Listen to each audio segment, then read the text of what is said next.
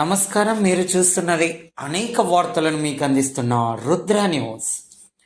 తెలుగు వెలుగు సాహితీ వేదిక జాతీయ స్వచ్ఛంద సేవా సంస్థ జాతీయ అధ్యక్షులు విశ్వకర్మ ముద్దుబిడ్డ డాక్టర్ అప్పినపల్లి భాస్కరాచారి చిత్ర నిర్మాతగా తీసిన సినిమా విధాత అని, ఎక్కడ అన్యాయం జరిగితే అక్కడ పలు పోరాటాల రూపంలో విధాత అడుగు పెడతాడని, తప్పు చేసిన వారిని శిక్షిస్తారని, పేదవారి పక్షాన బలహీన వర్గాల పక్షాన నిలబడతాడని, అలాంటి గొప్ప సినిమా విధాత అని హుస్నాబాద్ మున్సిపల్ చైర్పర్సన్ దండి లక్ష్మీ కుమ్రయ్య అన్నారు.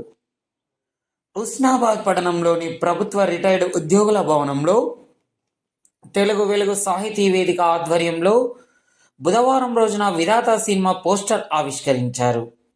ఈ సందర్భంగా వారు మాట్లాడుతూ, కొన్ని వాస్తవ సంఘటనల ఆధారంగా రూపొందించబడి ప్రేక్షకుల్లో స్ఫూర్తి నింపేలా ఉంటుందని, ఇలాంటి చిన్న చిత్రాలకు తెలుగు రాష్ట్రాల ప్రభుత్వాలు కూడా సహకారం అందించాలని, ఈ సినిమా త్వరలోనే థియేటర్లలో విడుదల కానుందని, చిత్రాన్ని ఆదరించి చూసి విజయవంతం చేయాలని, వీరికి మీడియా మిత్రులు ప్రేక్షకులు సపోర్ట్ చేయాలని చిత్ర యూనిట్కి ముందస్తు శుభాకాంక్షలు తెలియజేశారు.